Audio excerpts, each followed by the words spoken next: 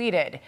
Let's bring in former air traffic controller Todd Yeary. So a big deal that this critical runway will be reopening at Newark International Airport. How do you see it?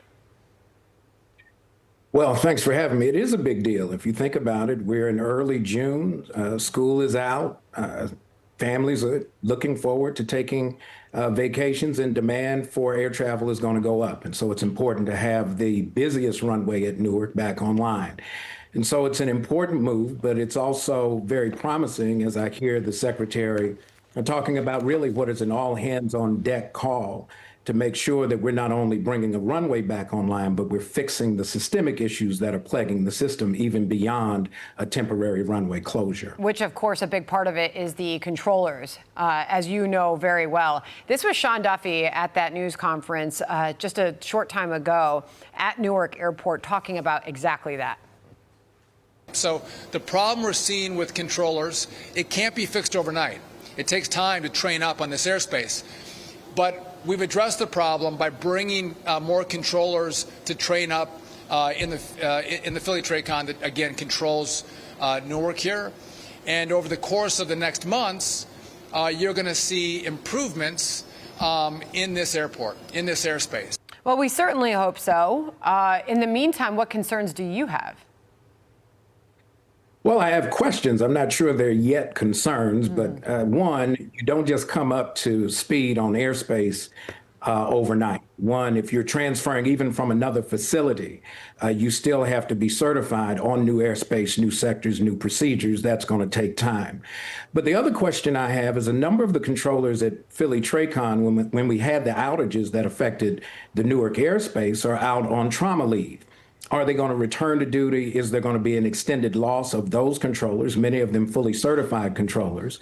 And so how long is it really going to take to first address the issue at Philadelphia TRACON? But to the Secretary's other point, it may pop up in other areas across the country. Are we going to see this a repetitive issue of loss of controllers, loss of airspace over time? And it's going to take time to fix all of that as well. And that is what, of course, has become a public relations nightmare. It gets out there that they're having these blips of time where they can't communicate with the pilots, and people wonder, are we safe flying? Well, we spoke to some travelers, and one sounded very optimistic and apparently having a very lovely experience at Newark earlier today. Listen. We're very impressed with what's been going on here. We were actually afraid of coming to Newark, but it's been a very positive experience. We got here on Friday. We're leaving this morning. We're very happy with what's been going on and what all the work that's been done to make it this way. Well, hopefully all travelers feel like that, but we know that's certainly not the case. I think it's one of the biggest questions I hear. Are we safe to fly? I mean, we know what we've seen as far as the timeline of these instances. Going back to April 28th, you look at this timeline, the ATC loses comms with that aircraft for 90 seconds. I don't know, you tell me, but that's a pretty long outage. May 2nd, United canceled 35 daily flights to and from Newark. I mean, this list goes on all the way up to May 11th. We had an outage that led to 45-minute ground stopping on air traffic. We had the second radio outage on May 19th. I believe that was a shorter one. But people see this happening and they think, I don't know, maybe we should pack up the car and drive. What do you tell people when they ask you?